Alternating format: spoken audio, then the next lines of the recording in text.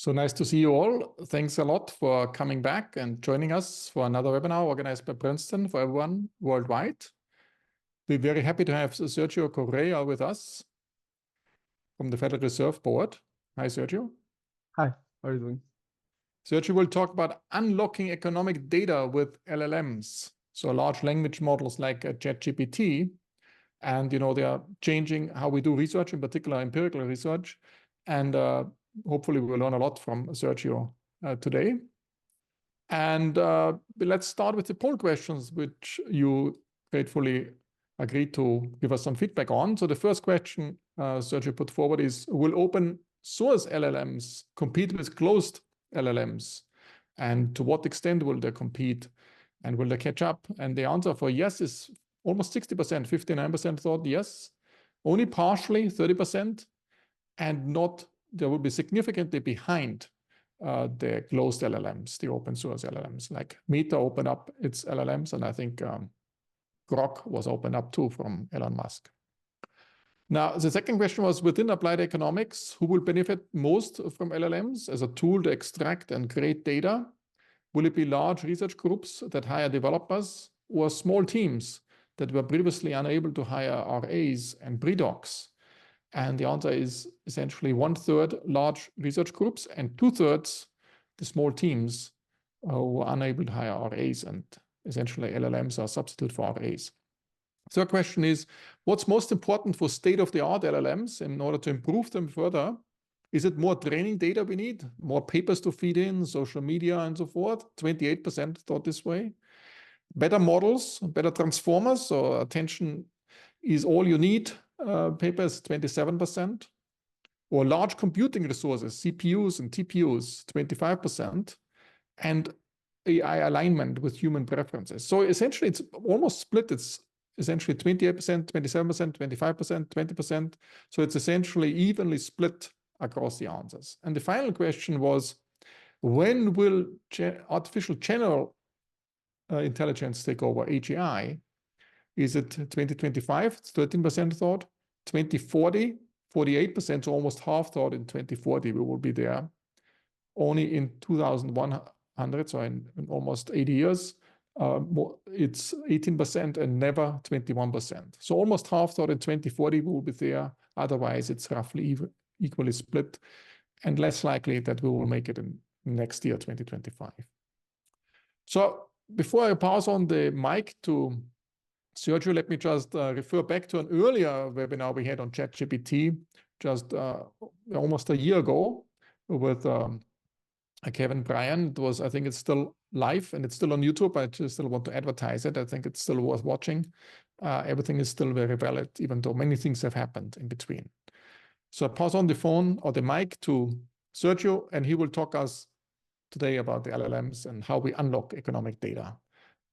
Thank you very much. Can you see my slides? Perfect. Great. So first of all, quick disclaimer, everything I say here is on my name only. Any reference to any tools is not doesn't represent an endorsement, and of course, take any code snippets or examples not at face value. Please review them, caveat emptor. Now let's start. There's been many people who have talked about LLMs, as you say, Markus, even here. I want to focus on something that is a small niche, but very important, in my opinion, which is how to create data that can be used in applied economics. And through the talk, by the way, all the images are also created by artificial intelligence tools like ChatGPT, for instance. So you're going to see a bunch of typos in the images. Let me know if you spot any, like here, where the S is uppercase instead of lowercase. Now, this talk, again, is not general advice on LLMs. There's a very good paper by Anton Korinek on this, where he explains how ChatGPT can be used generally for brainstorming, for proofreading your papers, for coding, etc. I'm not going to delve into that. I'm only going to delve into data and research data, not policy at all. And I want you to finish the talk with two main messages. I want to transmit two pieces of information. First, I want to tell you why. why we should care about LLMs for this. And I want to say that LLMs can be quite useful to create data that is novel and can be applied for research. And the other part I want to say is how, because even if you're convinced, you may think that the barriers of entry, like what do I need in terms of coding, etc., may be quite high, but actually they're quite useful, quite simple. A simple Python, like an elementary Python user may be able to do this in an afternoon, for instance. Okay, now let's move on to our first stack, the why. As you may probably tell your students, a good empirical paper in economics or in finance needs three things. It needs a question. It needs the economics part. It also needs a clean identification strategy, RD, instrumental variables, randomized controlled trial, something that allows you to tease out the answer for this question. And lastly, it needs a data set where you can test number one with number two, where you can try to answer the question cleanly.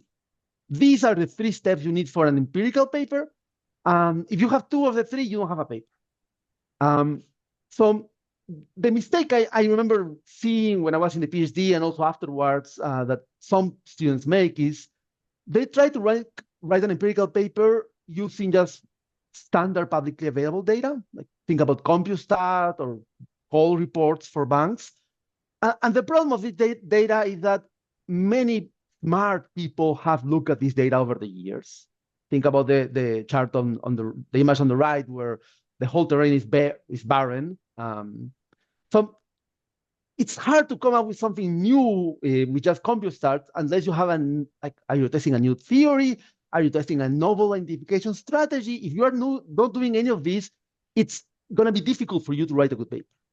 So this is where these tools enter.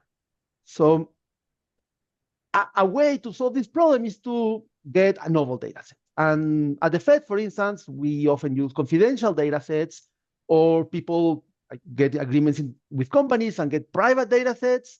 Something I do a lot is use historical data sets that haven't been digitized before. And this other third way is to use non-traditional data. Now, this doesn't solve the whole problem. This doesn't solve the economics. This doesn't solve the identification strategy, but it allows you to ask better questions that couldn't be answered otherwise. Now, just to show you a few examples of what do I mean with non-traditional data, there's this very nice JME from less than a year ago that looks at the faces of Fed chairs when they're giving testimonies. And they control for the words they say. They control for the policy actions, and they focus basically on the face. Are you nervous? Are you confident, etc.? And just using the faces, you can actually derive like a right-hand side variable that then you can use to run a regression and see what are the effects of these reactions. Another one that is, I feel, incredibly creative. This also very recent QJE looks at the children's textbooks and tries to infer the race and the gender of the people, of the images depicted in these textbooks. And what they do is they detect the faces first, then extract the colors, and then match these colors with a given race, with a given age and gender, and they use this information to test further stuff. So again, something that you couldn't have thought otherwise, but you just created data where you could have imagined that there was data before. Last example, for instance, something that is even more recent, Lidl and Bybee and co-authors and Jules van Binsberg have been writing a lot about how to get data from historical newspapers, for instance. So think about the Consumer Sentiment Index, the Michigan Consumer Sentiment Index. It doesn't go back in time to 100 years, but you could make it go back in time by forecasting it in the past based on news or Wall Street Journal articles and the sentiment embedded in these articles. And you can also do this locally, for instance, using newspaper articles, specific cities or states. So you can create consumer sentiment indices by state, by city, across time, for other countries, etc., where there was nothing before. And again, this is another way of creating data where before you only had a text, an image, or a picture. So this is basically my first insight. You can use AI to unlock data that you couldn't otherwise. So think about this iceberg, for instance, where the top is the tabular data that we all know, that we don't know from Fred, etc. This is the data that can easily fit into Stata. And what we want to do is take this data that is hidden under the water and move it up so we can actually run a regression on it. Now, examples of how, like practical examples of how this happens, for instance, for every regulation that gets proposed and will be taken into action by any of the agencies in the US, for instance, and in Europe, their requests for comments and different participants and the public have comments on these regulations. And these comments are important because they can tell you potential things that can go wrong with the regulations that we haven't thought of. So they need to be understood and read carefully. If you as a researcher want to understand how do people react, how do interest groups, lobbyists, etc., react to these comments, you're going to face a very obvious problem just by looking at this image on the left. You're going to see that 33,000 PDFs on a rule on the National Wildlife Refuge System, not even like a rule on something even more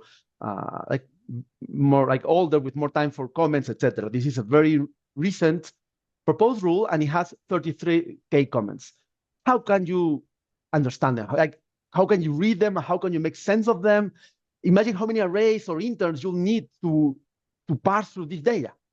But now with a tool like ChatGPT or Claude and any of the others, you can wrap them in a for loop. You send the PDF, like in the example on the right, and then you can start asking questions about this data. Who wrote the comment? What is the opinion of the author of the comment and what proposals he has? So with this, you can easily create data again that you can then use to answer an economic question. Like, for instance, how do coalitions form with respect to a rule? How do different interest groups react, and what do they propose as a reaction to the rule? So there's many things you can do with this. Another example that Markus, you may be more familiar with is employment data for a paper on the German hyperinflation. So we started gathering this employment data before we were familiar with ChatGPT.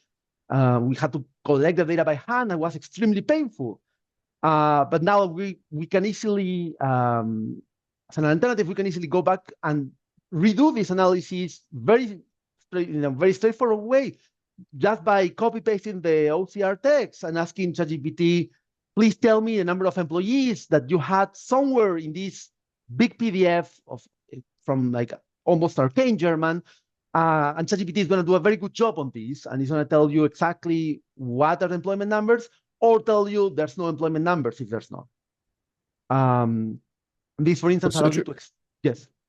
Can you say a little bit, how big is this time saved if you do it with ChatGPT relative to traditional ways, and how reliable is ChatGPT? Can you just rely on it? Can you say, oh, that's good enough? Or is Yes, that's a great point. You save a lot of time. You never replace completely the human work with ChatGPT in this exercise. What you do is you use it as a first step, and then not only you extract the table with numbers, but you extract the snippet of the text where these numbers came from. So then the human reviewer, what it needs to do is review the string and verify that the string makes sense and matches the numbers, and then you are done.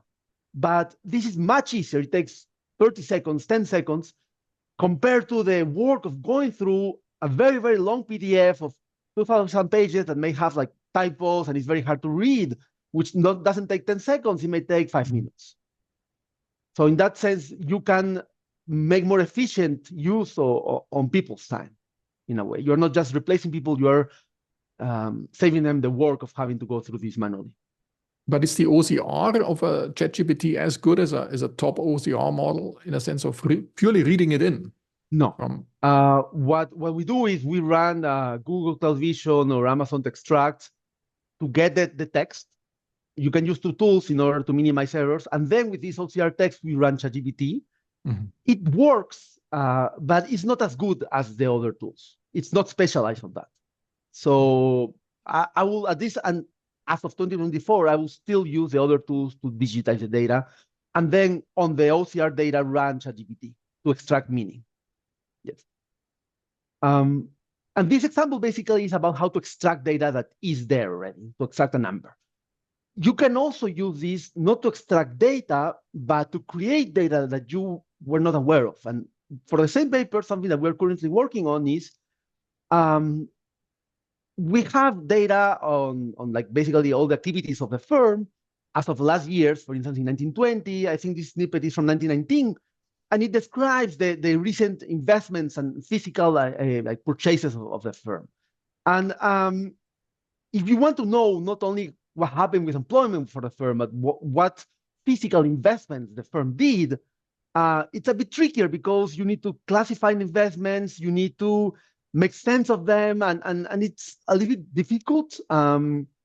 So what we do here is as a first step, ask ChatGPT to extract the list of investments and translate them into English so I can read them and not bother you and Stefan and Tom. And then once we have this in English, we can categorize it, either by a human or again by ChatGPT, to create categories such as investment in factories, in warehouses, in transportation. And then you can use this as a left-hand side variable in your regression to understand how higher exposure to inflation through leverage can affect the real purchases and investments of firms, not just the accounting investments or the employment. Now, you can also use this, and we use this in our paper, for merging data, something like a lot of times with historical data and even with recent data, you have identifiers based on names.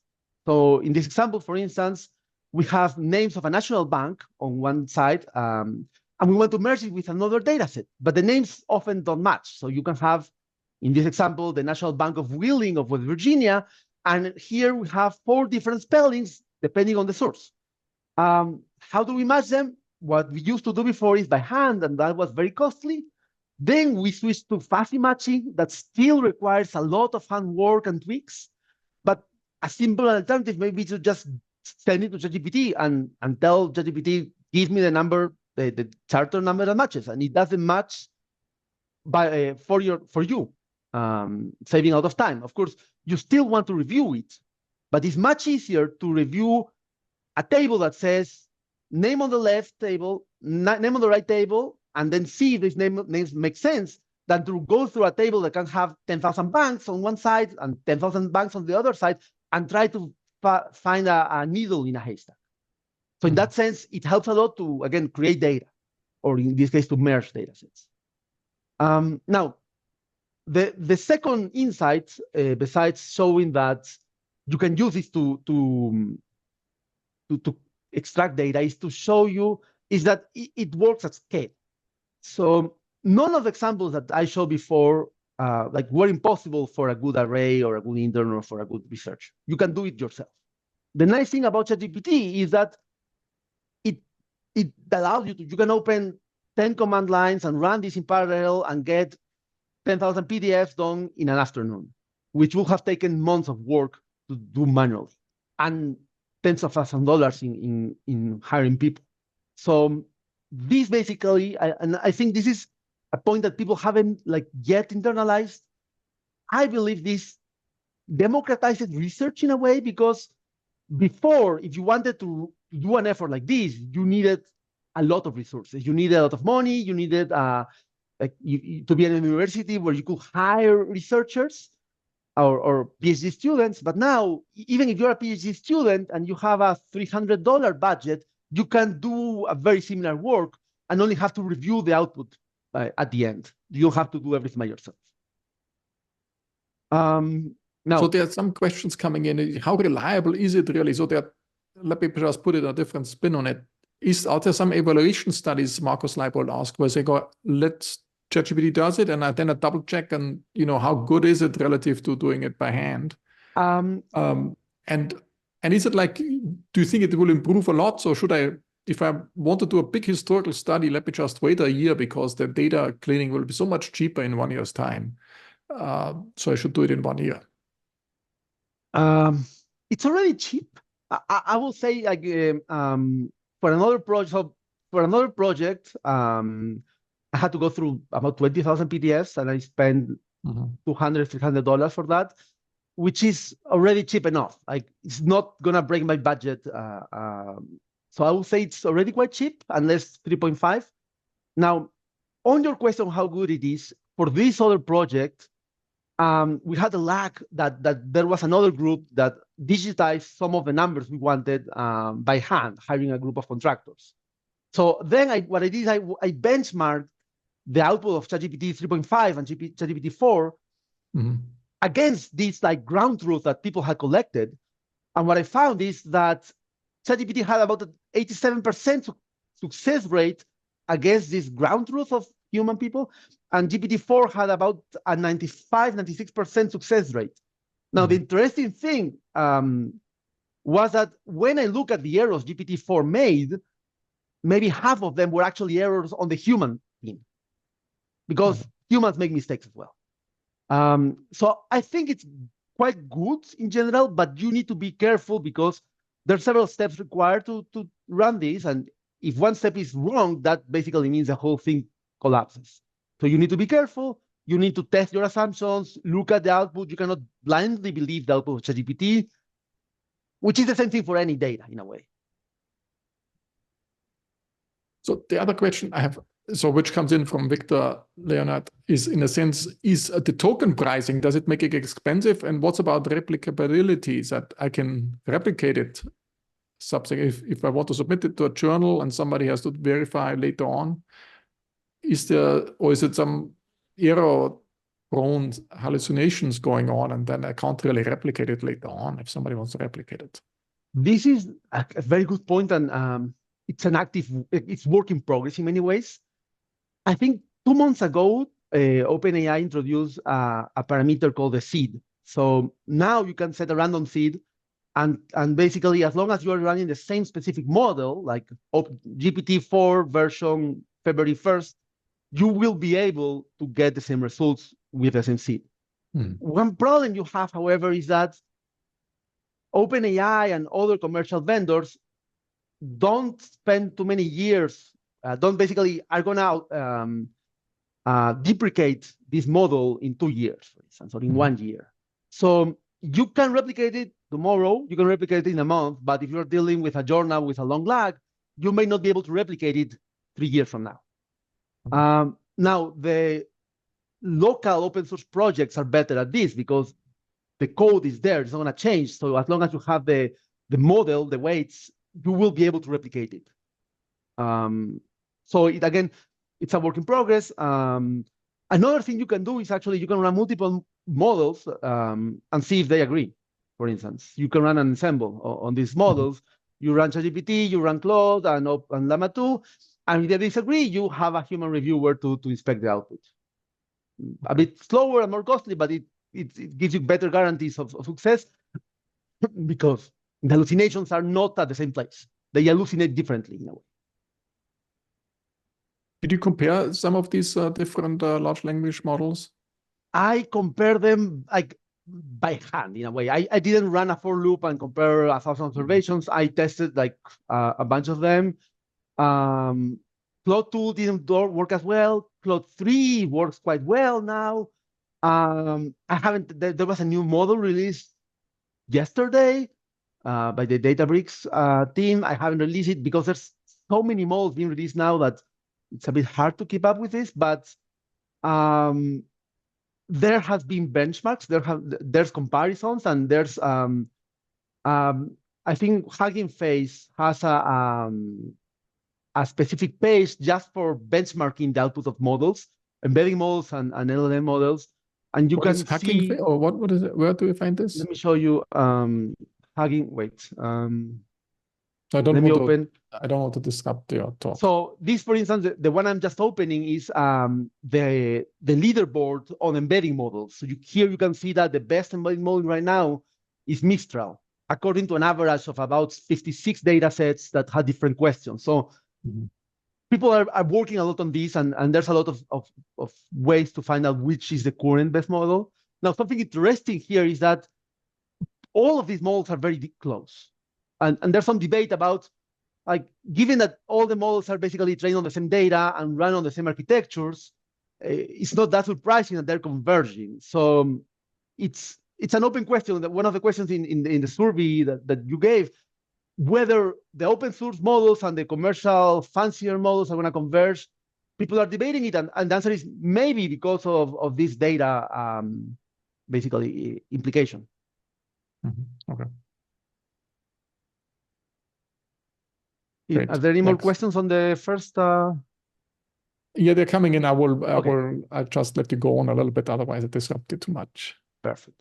I don't want to go over time for sure. So now that we see that this is useful, I want to explain how exactly this works, not from a CS researcher perspective, but from an economist perspective, somebody who just want to have an overview of this, to know enough to be able to apply this. And I had a Google collab that I'm going to share later, which basically has, or you can actually click on this if you want, but I wouldn't advise it yet, but it has the code that we're going to use for this.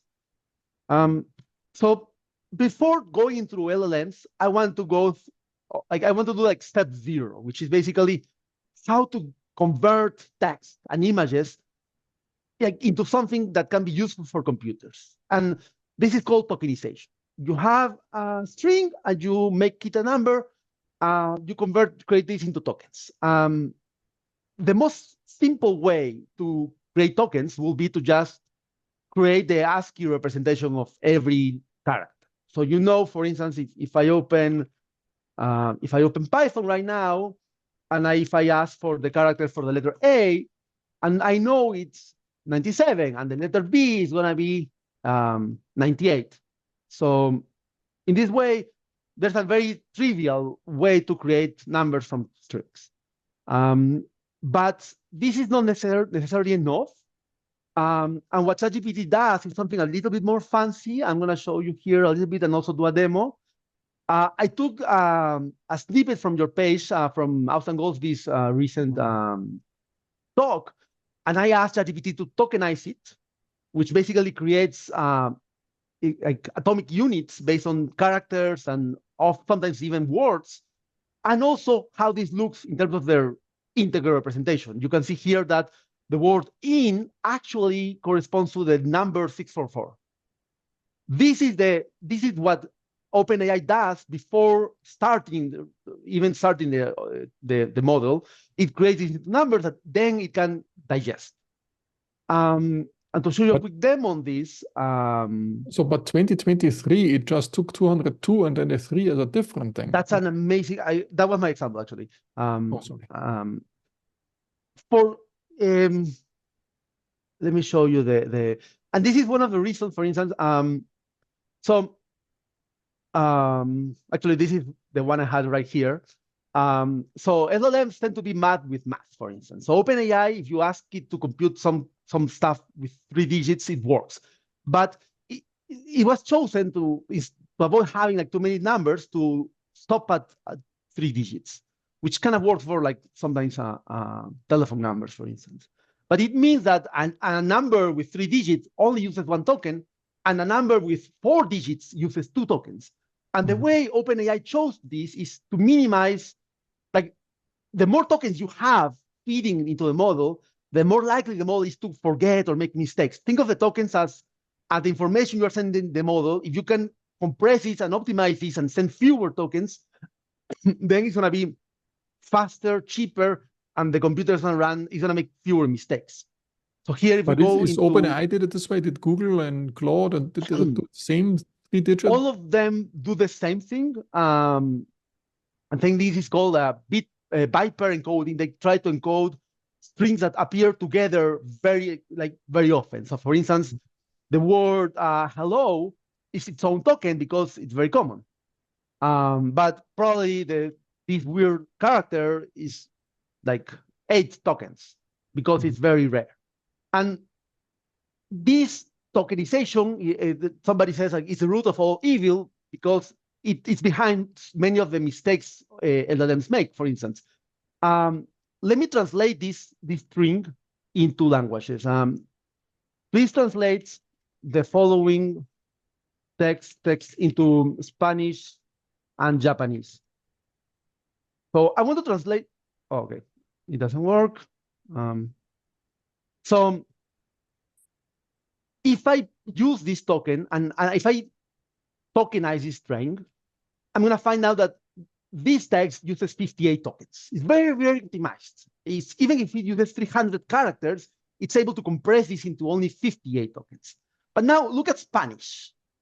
In Spanish, I it only goes see and the uses. slide. I don't see any Spanish. Oh, sorry, you're only seeing my slides? Yes, it says background tokenization. Okay, let me fix this then. Share my whole screen, not just my PowerPoint. Can you see this now? Yes. Okay, yes. so what I did that was not a thing is I opened the tokenizer page in OpenAI. I copied this text and asked ChatGPT to translate it into Spanish and English. Okay. You could have used Google Translate, it's the same. And if I use this, if I count the number of tokens of the English version, it only uses 58 tokens. So it's very compact. If I ask for the Spanish version, it uses about 50% or 40% more tokens. It's less compressed. It's going to be more difficult for the LLM to work on this. And if you use the Japanese version, it's going to use 137 tokens. So more than twice the amount of tokens, because it's not trained on as much Japanese data as Spanish or English data. So it's not going to perform as well. It's all about a matter of being trained well, so I can use fewer tokens if it's trained better, or what? So the algorithm that does the tokenization sees that the word hello appears a lot of time in the corpus of text it's used to train, it was trained on. So it says this is going to be token number 1. But like more difficult words are not as likely to appear. So like if you see Sergio, for instance, Sergio is not very common, so it's 3 tokens. But I'm guessing John is only 1 token because it's very common in the data. Basically, and this is just an input, but this is what may explain some of the mistakes LLMs make. Both OpenAI, Llama, all of them all. Now, one problem, so we can easily create tokens. There's a question by Anupam Khanna. If you look at the text, the in has different. So if for in 2023 we saw virtual data and in a Phillips curve, this in has different tokens assigned to it. Yes, because time connected. This is a great question. Look at this. If you see this string, you can see that space matters. So here, the word in has many different tokens depending on whether it has a leading space, a training space, etc. So the word in at the beginning is going to have a different meaning than the word in the middle of a paragraph. I see. But does it make logical? It does make a logical distinction whether it's in a certain time dimension, like a year, or in a certain building, like in a location. You cannot differentiate between these two things logically. No, and that's what comes next. So this is useful because now you have a vector of numbers. But this vector of numbers has 2 problems. Every string has an underlying different length, so you don't have equal size vectors, and they don't represent any deeper meaning. They don't represent like context or anything. They're just like pure translations. Now, for that, we're going to go into embeddings. And embeddings are like something that are not really well understood, I think, but they're super cool. So an embedding, you can think of an embedding of a way to represent meaning from these tokens. You compress the dimension into something of a fixed length, 100 rows, 1,000 rows, etc. And they represent something like meaning in terms of like a latent space or an embedding space, kind of like principal component analysis that many economists know about. And this is what then gets used in the LLMs. Basically, the first step that the LLM does when reading text is converting these tokens into an embedding. Now, I took, for instance, some of the titles in your past Yeah, I noticed the talks. titles from the webinars. Yes. Exactly. And here I created, I am showing the first 15 rows of each embedding. This embedding has 3,000 rows because it's the OpenAI embedding. So here, what you're going to see is that you can see, for instance, some patterns. I wouldn't like trust them too much, but for instance, when you're talking about COVID, it seems that the token number 4, like the row number 4 activates is higher. When you're talking about like emerging countries like Brazil, Argentina, maybe row 1 activates. Remember Python, so Python starts counting by 0. So the first row is the 0 row in Python. That's but basically you can start thinking about meaning with embeddings. And this is the first step you do even for LLMs. And I want to show you. Is essentially a factor in a principal component analysis. A principal. Yes, a bigger factor. It's not 3 factors, it's 1,000 factors. And very nonlinear because PCA is linear in a way. This is extremely nonlinear and kind of like when you run random forest or something like that. So embeddings can do many things. And the canonical example for an embedding is once you have vectors, you can add them up. You can like multiply, you can divide them, average them. So for instance, there's a canonical paper from 10 years ago that feels like ages ago called Word2Vec, that the key example here is that you have the word king and you move everything into the embedding space, and then you can say, oh, king plus woman minus man equals queen. So you can start doing these things when you're thinking in terms of embeddings. You can also compute distances between texts. You can say, oh, I have this text that talks about like COVID, and this other text that talks about something else. Are they closely related or not? You can also classify the titles, strings, pictures, etc., based on this. You can run PCA, which is what all economists know. You can do clustering, or you can do fancier things like UMAP, which is the basically state of the art, and it's also you can run it in one line of Python. So what is UMAP? So I didn't get this. What? UMAP is uniformly. You know what? I don't remember. Uniform manifold approximation and projection for dimension reduction is a state-of-the-art way to approximate. So if I look at this UMAP on webinar titles, what can you tell me on this color coding and the cloud? So, yeah, I did this basically to be sure I was able to run UMAP and it was not too difficult. So the blue titles are about COVID and the brown titles are about inflation. Yes. And basically I wanted to see if they were actually grouped together or if UMAP was giving me nonsense based on the titles. And there seems to be a common pattern. Now, the interesting thing is that the titles about inflation, COVID, that are kind of in the middle are because you're talking about, oh, COVID and Brazil, COVID and something else. So they're talking about multiple points. And of course, you could do a better job if you go beyond titles and you go into the transcripts of the webinars, for instance. But this tells me, for instance, that it works. And the other example I have here is it's a toy example. I picked list of words from every language for the word water in blue and the word hello in red. So about 100 languages and how they are represented. And I ran a principal component analysis on this and wanted to see if embeddings with PCA was able to distinguish the languages. And sorry, the words. And indeed, it's able to distinguish that on blue, it basically is able to separate the words for water and the words for hello, even if they're all on different languages, because OpenAI is trained on multiple languages. If you run this on other models, it may not work. Now, basically, what I'm saying here is this is very useful even without running an LLM.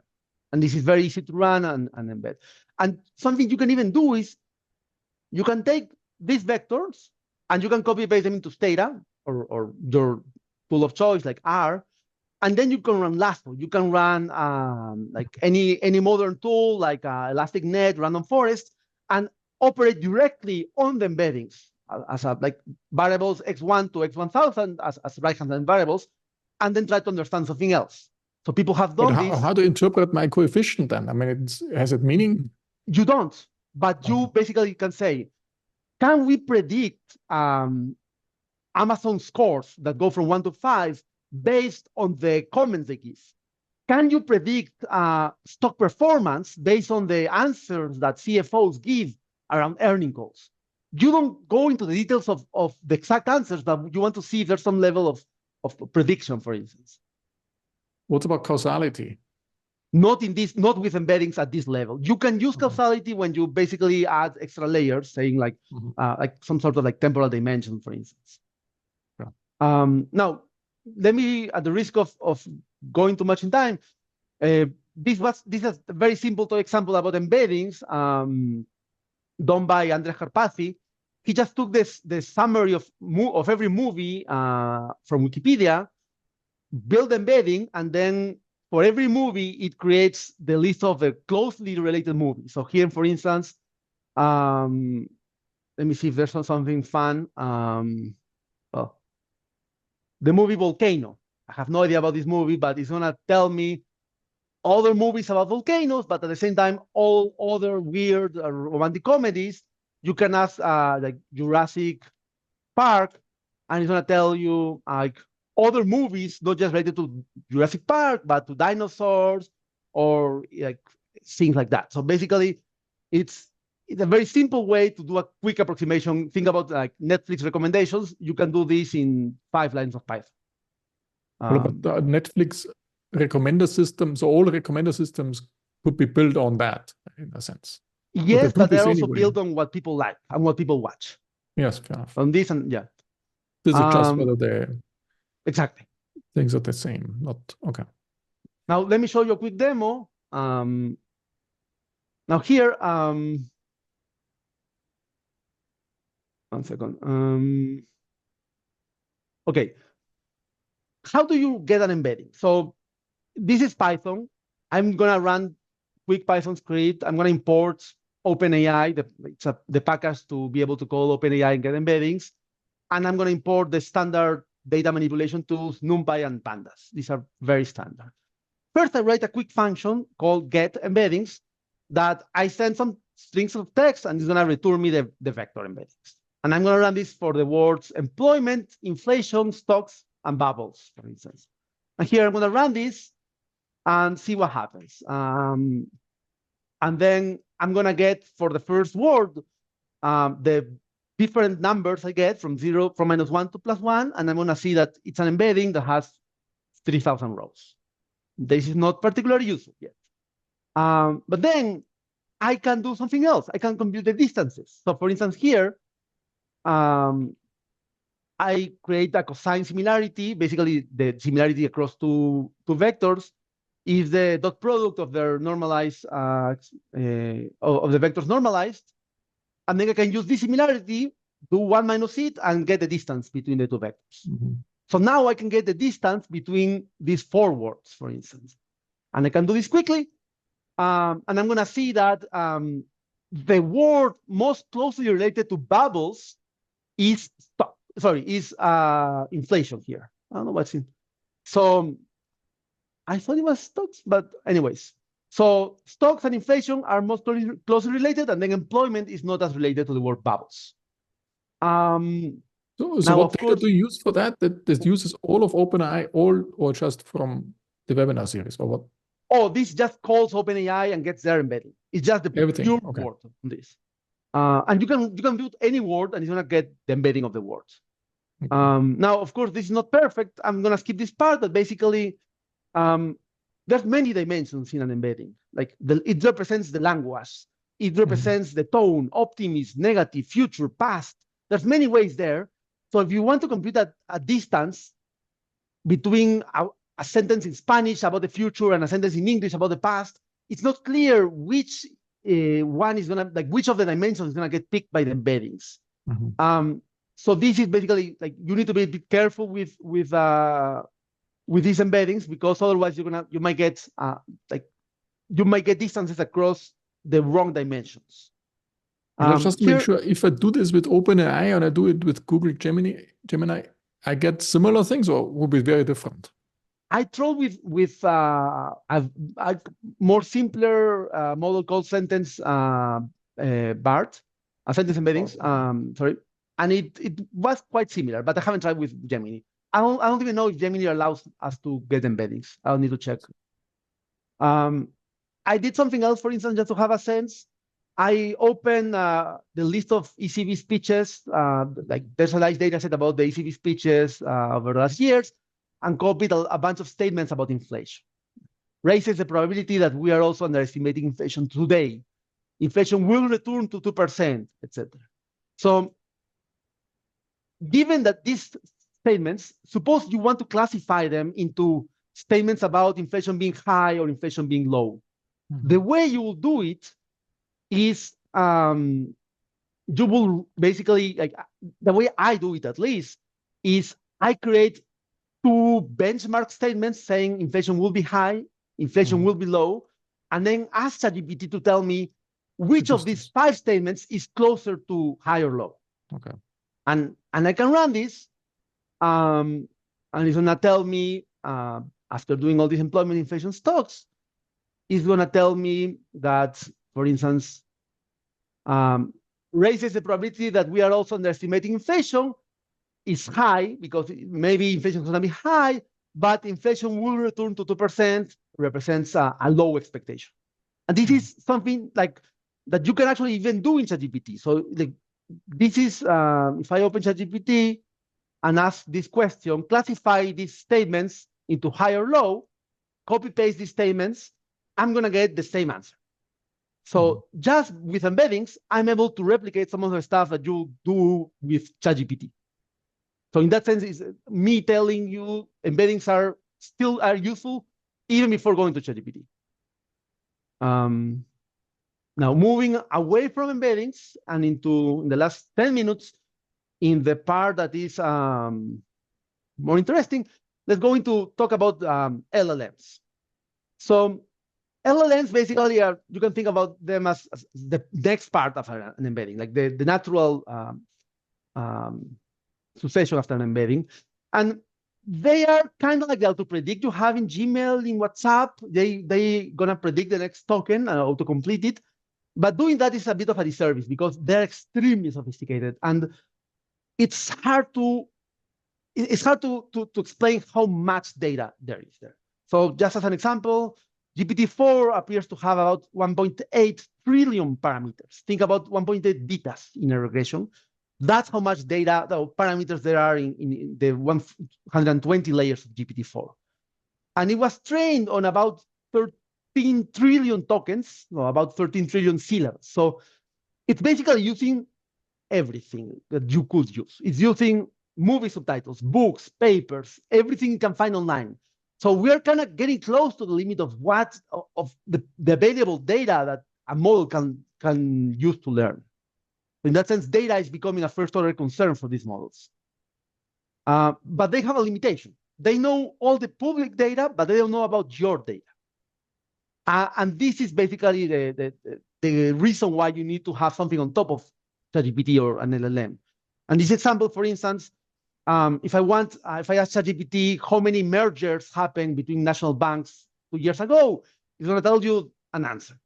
But if you ask what's the number of mergers from 120 years ago, it's not going to know because it's not available on the internet, so it has no idea. Now, this is where we enter. And the way we do this is we're going to talk to ChatGPT and add context to it. And think about this prompt, for instance. And this is the prompt, I think, one of the earlier prompts I actually used to get the data on real assets.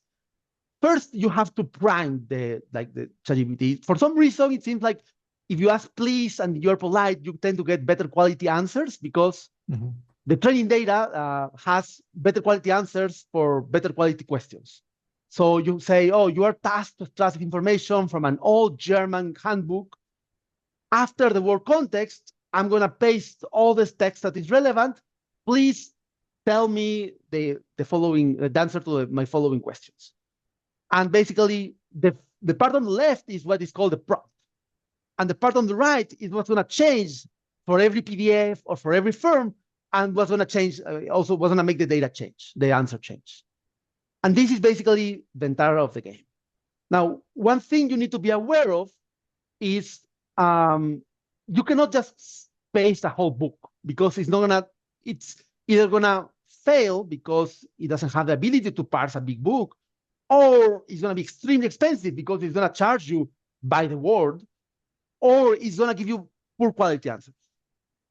So the game is, if you have a book and you want to have ChatGPT answer questions about that book, you need to find the relevant paragraphs, the relevant pages, and copy paste these paragraphs into ChatGPT within Python and use that. Now, this is, let me show you how it works. Let me move this. Okay. Again, I'm going to start with my embedding function, my cosine similarity, and my distance. And I'm going to add a new function that calls ChatGPT. I'm going to call GPT-4, the January version, 0125. And I'm going to ask a quick question. I'm going to copy paste 5 paragraphs from the recent financial stability report that the Fed released. I'm going to split these 5 paragraphs into 5 chunks of text, compute the embeddings of these 5 paragraphs, and then I'm going to ask the question, how has household debt evolved recently or lately? And I want to extract the paragraph that is more relevant. And then if I do the right job and get the paragraph that is more relevant, which in this case is the one talking about household borrowing, what's going to happen is I'm going to send this paragraph to ChatGPT and use it to answer my question. And this is basically, including the paragraphs and everything, this is about 80 lines of text. And I'm going to run this now. And here, first, I split the text into 5 chunks, compute the 5 embeddings, and then I ask the Python, tell me the paragraph more relevant to my question. And it's going to tell me, look, the one with the smallest distance is borrowing by businesses and households, blah, blah, blah. That's the one we care about. And then we're going to send the question to ChatGPT, and you can actually, I can actually print the question, which is sometimes useful. I can run this again and print the question so people can see what's my question. You have been tasked to extract information from this report, etc., etc. If you copy paste this into ChatGPT, it's going to give you the same answer that is given here. Now, for purpose of time, I'm going to skip the next example where I'm asking for a specific question. No, we can take a little bit more extra time if it's needed. So here, one problem is that ChatGPT is giving me an answer in terms of text. I cannot use that in Stata. So what you can ask ChatGPT is a small different question, which is ask for a JSON output, which is the language that computers use to talk within each other in websites, and provide your response using JSON fields, where you're going to give me 2 answers. I want you to tell me, let me wrap this text so you can see. I want you to tell me your response about how has household debt evolved lately in a number from 1 to 5, kind of like Amazon ratings, where 1 is great and 5 is terrible. So I asked ChatGPT this, I send the paragraph that is relevant, and ChatGPT is going to tell me a number that I can use in my regression. And here it's going to tell me that the answer is 2, which is closer to great than to terrible. So I copy this answer into Stata automatically. I create a CSV file or something like that, and then I can continue. And you can see here, this is about 100 lines of code, including the prompt, the strings, and everything. And you, just with that, you already have the answer.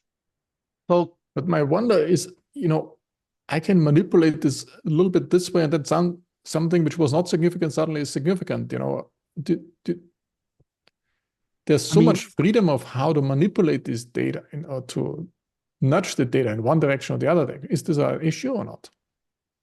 Well, if you have 10,000 PDFs and then you want to play with a different prompt, the problem is going to be very expensive. You cannot, it's not like when you run a regression where you include a control and then changes the result. Here, you have to run a lot of code, wait an afternoon, spend $200, get an output. And it's not as easy to manipulate, but of course, anything economics can be manipulated. That's why we want replicability in a way. Because it could be how you split it in 5 components or in 2 components or whatever. It matters a lot in a sense. Yeah, I think that's true. And here we either need to have we need to see the code, we need to be able to replicate. These are the usual questions we have, which is the same thing even when you're running a survey. How you ask a survey matters, for instance. Yes, fair enough. Okay. But this is definitely a big concern, especially when you're doing research where you care about being able to get the right answer and not just like some cooked up answer. There's one question in the audience, among the audience members, is that, sometimes research is about a construct, multiple dimensions instead of one word.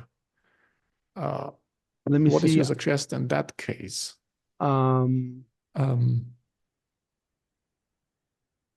I guess the principal components. You can ask ChatGPT to give multiple answers across multiple dimensions. So yes, you can run it multiple ways, or you can ask for multiple questions in the same procedure. Rachel asked a question about whether embeddings are convertible to text. This is only possible in some type of models. There's a encoder, decoder models that encode the text into embeddings and then decode them into text. But LLMs and the ones used by OpenAI are called encoder-only models, so they only go one way. Okay. But can I think of, you have all these complicated things in the embeddings, you reduce the dimensionality to 3,000. Is this always 3,000 something or? It used to be fewer, but it's a lot. And actually, I remember reading a paper that says that most human communication can be, like, once you zip it and compress it a lot, it can be made quite compact. So there's people who think that 3,000 is more than enough. It's, in fact, too much in a way for this. But this is an open area of research. It's not clear exactly how to compress embeddings into like PCA or other tools. It's not clear exactly, there's many open areas of research. In fact, like there's a paper from a few weeks ago from the Netflix folks who said that, who were arguing, for instance, that this cosine similarity is wrong. That we actually shouldn't normalize this. We should just return the dot product. Because when you normalize it, you're losing a lot of, and they create a toy model, a toy embedding model where this matters, for instance, where this changes the results and the right ways without the normalization. But what is normalization? Just to be makes the vectors equal size. So, but that's not always what you want. It's in a way here the techniques are leading the theory a little bit. So sometimes you do something because it works, but you're not sure why it works. Okay. So here we are not. Maybe without normalization works better. It's probably something that you need to test empirically. Now, we're done with all the code, but just to recap, what I just showed you is called RAG, or Retrieval-Augmented Generation. Basically, you read a document, you split it into paragraphs or chunks, then you create these embeddings of every paragraph that you can use to search the document. Once you know what are the relevant paragraphs that you want to use for the LLM, you ask a question to the LLM, and then you ask for an answer, a numerical answer, a dummy variable, something like that. So do you think we will do this, splitting them into chunks in 5 years too, or just the power will be so more powerful that we don't have to split it into chunks anymore? I don't know. The new OpenAI models can work with a PDF that is 100 pages, but there's been some pushback against this idea because it's not just that whether you can do it or not, it's whether you can do it efficiently. So at least now, all this like chunking still outperforms digesting a big PDF, and it's way cheaper as well. So if you see the cost of, at least for OpenAI, it costs 50 or 100 times as much for every word in LLMs that every word processed in embeddings. But is it because it also saves on computing power putting it in chunks? Or is it because saves a lot. The pricing of OpenAI is somehow strange? It saves a lot of computing power because when you're running an LLM, basically the LLM is reading the text and trying to make sense of the text in context. When you're chunking, you're just working one paragraph at a time. It's way cheaper.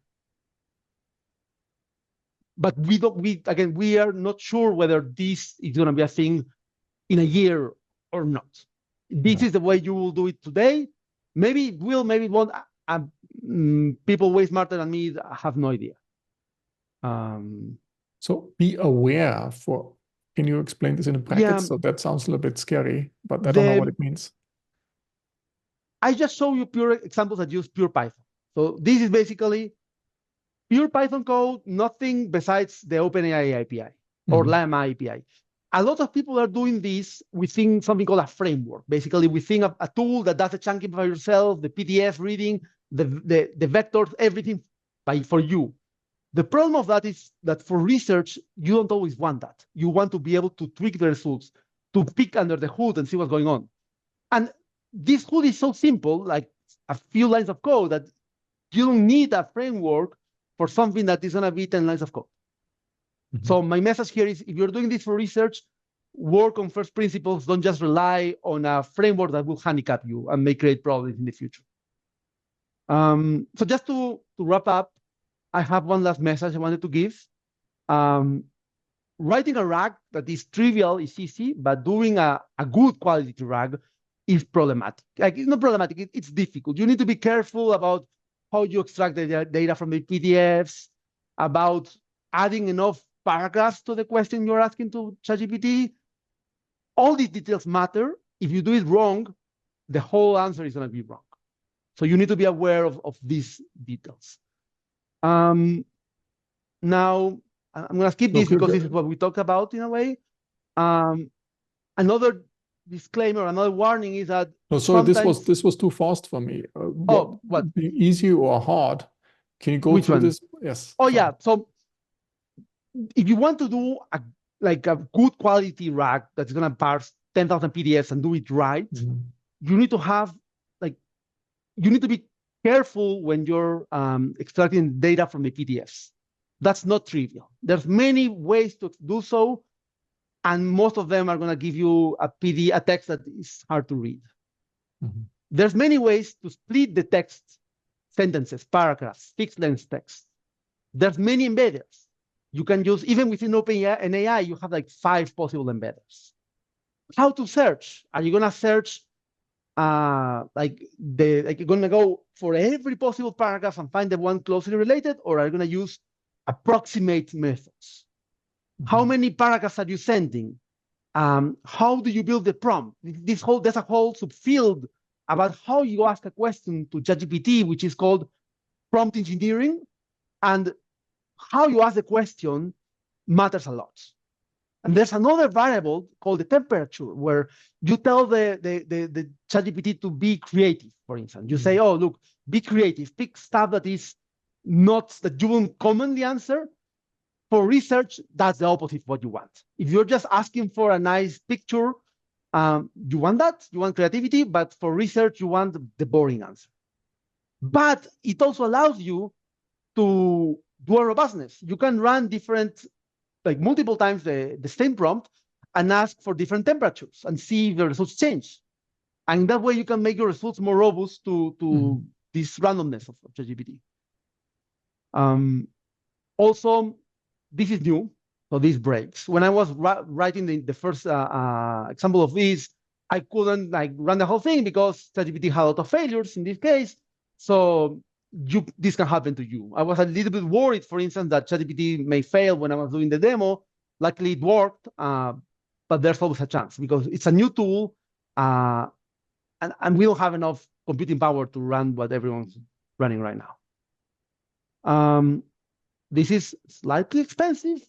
For me, $60, which is what I spend on some PDFs, and it's a lot, but this $60 represented, I don't know if you can read, but 60 million GPT 3.5 tokens and almost 200 million embedding tokens. And that's basically, think about how much money it would have cost to ask an intern to read 200 million syllables or words. It would have been way more than $60. So it's not free, but it's quite cheap for what for the given the alternative. And now something that I think a few yes. So just some rough idea. If I want to do an empirical project, a student approaches me, he wants to do an empirical project, they say he needs some money to run a project in that space. What's the range it will ultimately cost? It's like when you buy a data set, he says, oh, I need to buy a data set, cost me $10,000. Here, it said, oh, if I need these resources, computing resources, is it, would you say you can, what's the range of cost? That I did, where I parsed for another project around 20K PDFs, 100 pages. It cost me about $300 total. If you wanted to use GPT-4, which is better, it would have cost me about $2,000. 2,000, okay. So if you want to do it right and carefully and with robustness checks, $1,000 may be good for a project that is not like extremely large. Mm-hmm. But it's smaller, it's less than a data set, it's less than buying a commercial data product, it's way less than a Bloomberg license. So it's that's why I'm saying, in a way, this helps a little bit smaller research teams compared to larger teams. Okay.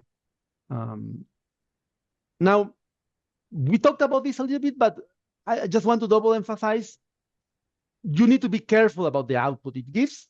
Never trust it blindly. One way of doing this is on your own, run this and build your own ground truth. Like basically go through 100 observations, do it by yourself, and then see how well it performs and see if you can like tweak the prompts or improve the chunking or all these other different hyperparameters to get it to work better. Never trust it blind. Not when you're training it, but also not when you are like verifying. Always, basically, you always verify the outputs, which is gonna be way easier than creating the data by yourself. And now, just to we recap, my main message is this can be very useful to unlock data. And sometimes you don't even know there's data somewhere. You see a PDF, you see a face in a children textbook, but there's data hidden there that you can unlock with these tools. Again, I think this makes it easier for PhD students, junior researchers, etc., to access data that they couldn't have otherwise, like researchers in developing countries, for instance. But you still need to do human step. And basically, something I found is that combining Python with an LLM API, either closed source or open source, is a very, very powerful combo. It allows you to get answers quite quickly. And I think that's a lot of people who are saying Python, in a way, it's eating the world because everyone is using it more compared to R's data, etc. And at least for this purpose, at least for textual analysis, for LLMs, etc., I think that's true. And I hope, like in the audience, I hope people, if they have any questions, let me know. But the code is already open. I'm gonna make the other dataset open or the other script open. But I really encourage people to try this with Llama, OpenAI, etc. Because I think we can actually get new research that like creative research. We can start answering questions that we're not able to answer before. So I have two questions for the end. So that's, you described very well what's the current state of the art. If you were to project it now 5 years into the future, is it possible to project it 5 years in the future? How do you think the technology will change, and how should we do it similarly in 5 years? If I'm starting a PhD now, I know I have to do 2 years of coursework, and then in 3 years I will start to play with data. Should I learn this, or should I just say, no, in 2 years it will be totally different? I have to just wait. Let me focus on my. I think it's gonna keep improving, but not as much as some people believe. So the original paper that led to this is called the Attention is All You Need paper. Yes. This was from 2017. So ChatGPT 2, I think, was from 2020, and basically the big improvement I think that has happened in the recent iterations is data, and also a little bit like scale of like how much money you spend training these models. You can spend $10-20 million to train this model, and you can get far. And now we're reaching a problem where we don't have more data. We have exhausted every possible data set available. In fact, like there's a famous data set called the pile, where everything's like people have scrapped basically everything on the normal web, the dark web, everything, and put a lot of books, papers, etc. And that's where, in a way, like every movie subtitle is there, etc. So how can you get more data? It's not clear to me how you get not just more data, but good quality data.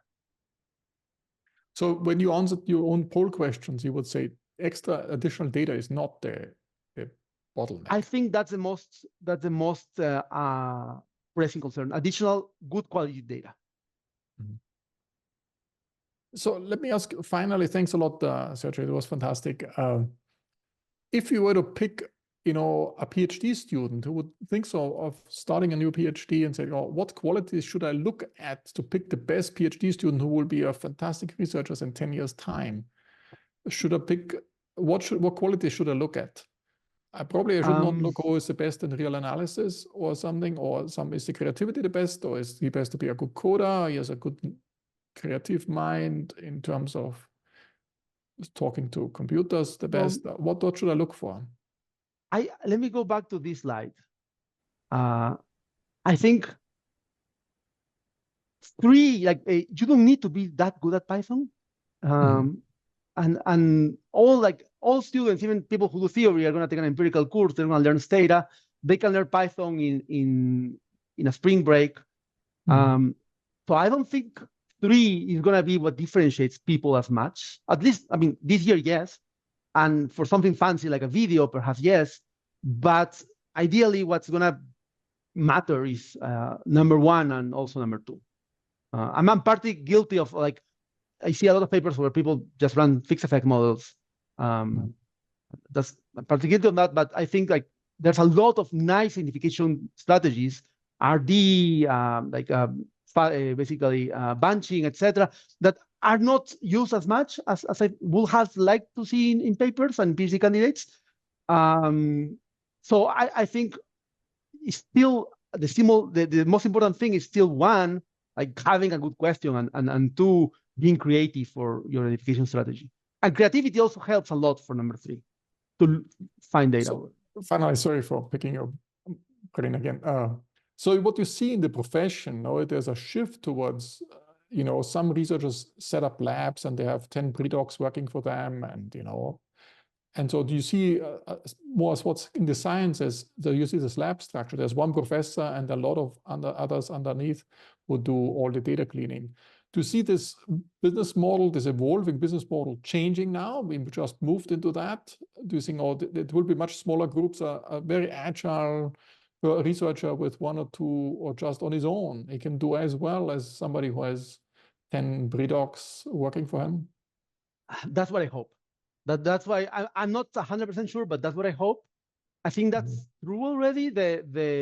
I have a paper with Stefan on where we digitize 100,000 balance sheets, and we basically had no RA support or other things, but thanks to like advances in OCR and machine learning, we were able to do so. So that's the first time I said, "Oh wow, look, you can really scale up with high quality like improvements of this magnitude." So I hope that we are not going to have an army of people digitizing, because that's not the best use of a researcher's time. I would like these pre-docs to be doing something more creative than just like validating data, for sure. So I think we all should include something like this in our PhD programs to get young researchers exposed to these new tools. I'm very grateful, Sergio. We stay in touch and, of course, talk about more research. And I hope everybody of you found it useful as well. And perhaps we have to do another one in 1 year's time, because things are changing radically very all fast. The time. Yes. Thank you very much again. See you soon. Bye-bye. Bye-bye.